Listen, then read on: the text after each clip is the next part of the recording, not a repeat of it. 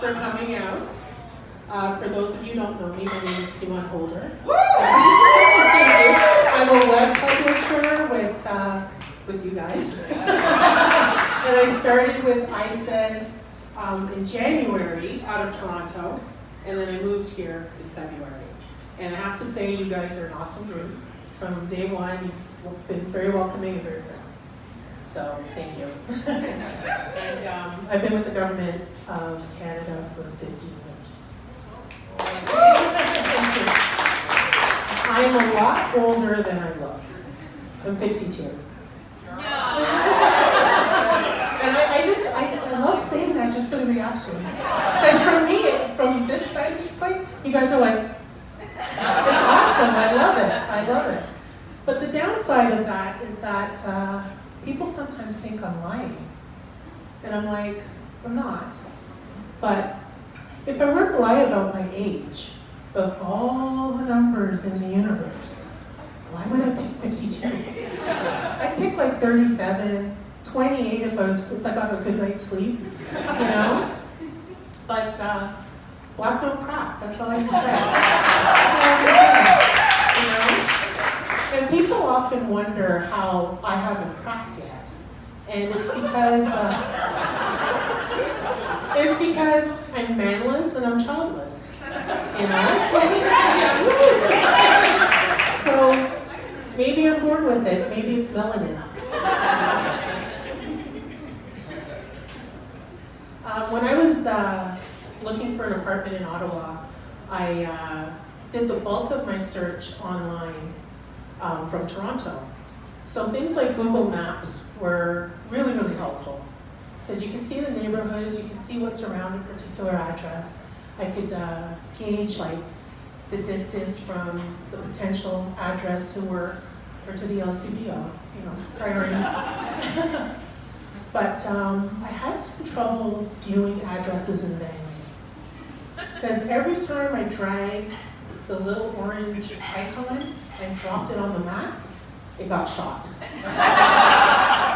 And after I lost about 3 of these somewhere in Vanier, Google booted me out and shut my computer down. So I had no idea there was a gaming mode in Google. I deal with anxiety, and I self-medicate with food and vodka sodas. And I always feel some kind of way whenever I hear someone say, "Oh my God, I was so nervous, I couldn't eat." What the hell? That has never happened to me. I never get anything where, you know, I forget to eat. It's not fair. It's been 10 years since I quit smoking. Thank you. But what I really miss is all the fresh air and vitamin D I got from going outside 20, 30 times a day, you know? And my pronouns are she and her, and I identify as skinny.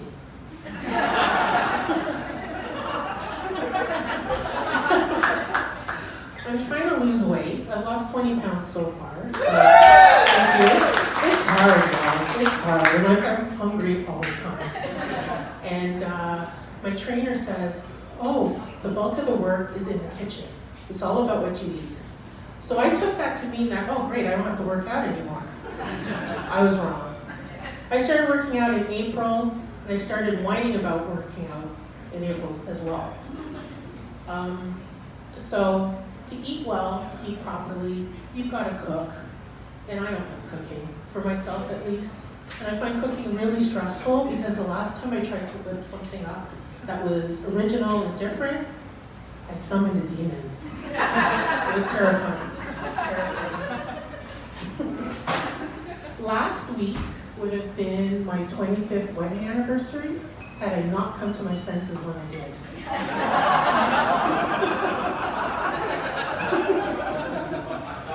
And like I said earlier, I've been living in Ottawa since February, and I haven't yet been taken out on a date or by a sniper.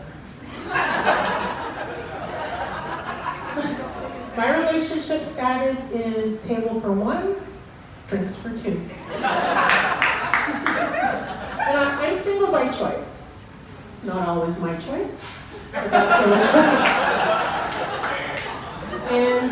Like people who've known me a really long time, I think seeing me in a relationship would be the equivalent of the sighting of Bigfoot. In that, not many people have seen Bigfoot, but everybody wants Bigfoot to have a boyfriend. And, they don't understand why she doesn't have one, because she's beautiful and she's got a good job, and any Sasquatch would be lucky to have her.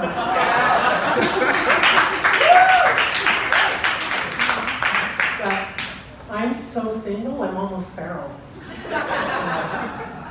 And I was at an event and talking with a bunch of people, and one of them said, "Hey, who are you with?" "Tell us."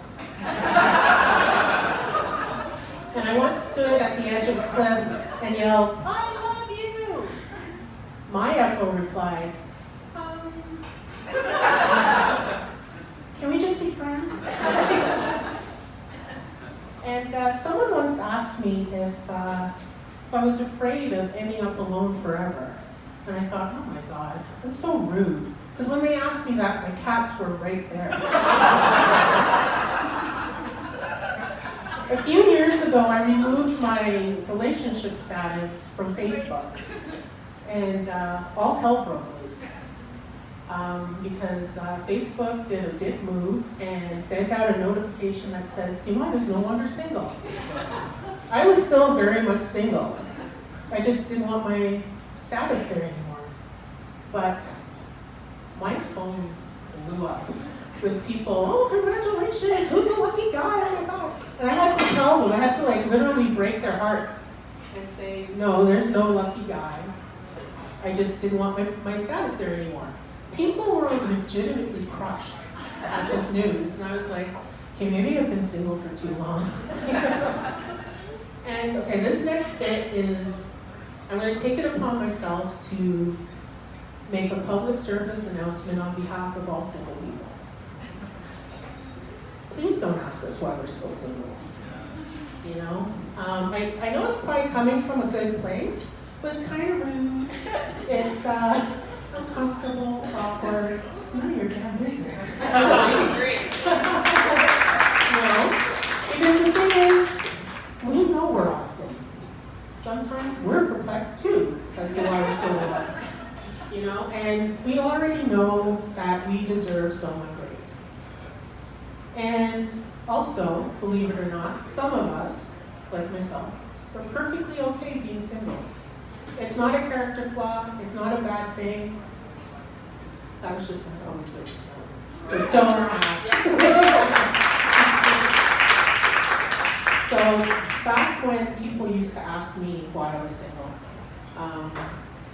because it was kind of, I guess, unacceptable to say, well, I like being single, because there's some thing where you can only be happy if you're with someone.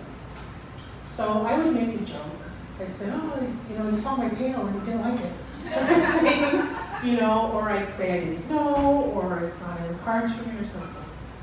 But recently I discovered a reason why I'm probably still single. I'm sure there are a litany of other reasons, but I discovered one. I'm totally clueless. So I'll tell you the story. At a comedy show after, a man walked up to me to tell me how much he enjoyed my set and thought I was funny. And I remember thinking, he's not ugly. And he says, oh, I'm sure a lot of guys have asked you for your phone number tonight. And I was like, no. And he's like, oh, I find that hard to believe. I'm like, oh, it's true. Anyway, thanks for coming out. Have a good night. And I walked away. I know. Like I said, I'm clueless. And it wasn't until hours later that I was like, oh my God, he was flirting with me. I missed it completely. So I often have to wonder, how many opportunities like that have I missed? And I'm going to go with a ballpark of many. Any hockey fans? Senators fans? I'm not a Senators fan. I'm sorry. I'm a huge Pittsburgh Penguins fan. I don't know if you noticed that I wear a Pittsburgh Penguins lanyard. And a lot of people think, oh, it's probably because of Sidney Crosby. This predates him. I love Sidney Crosby. Don't get me wrong. My ideal weight is him on top of me. Yeah, that'd be nice. Anyway, but it's Mariel Lemieux. Because the first time I laid eyes on Mariel Lemieux was when he was drafted in 1984 by the Pittsburgh Penguins, and I was like, oh my God, I love him. And ever since then, I've been a fan of his and the team. But I grew up in Montreal. And when you're a Montrealer, you're not allowed to like anybody except the Canadians. So I had to keep it a secret. You know, I couldn't tell my family, couldn't tell my friends, because they just wouldn't understand. But when I moved to Toronto some 20 years later, I effectively came out as a Penguins fan. And I went to Leafs games when they were playing the Penguins, all decked out in my Penguins gear. I cheered openly, I high-fived myself. I felt good. But every time the Penguins played Montreal, I felt something. And I was like, you know what, deep down, I still love the Habs. I could love them both. So I guess that makes me bi, right? Is that how that works? Yeah. That's my time. Thank you so much. Thank you, Simone.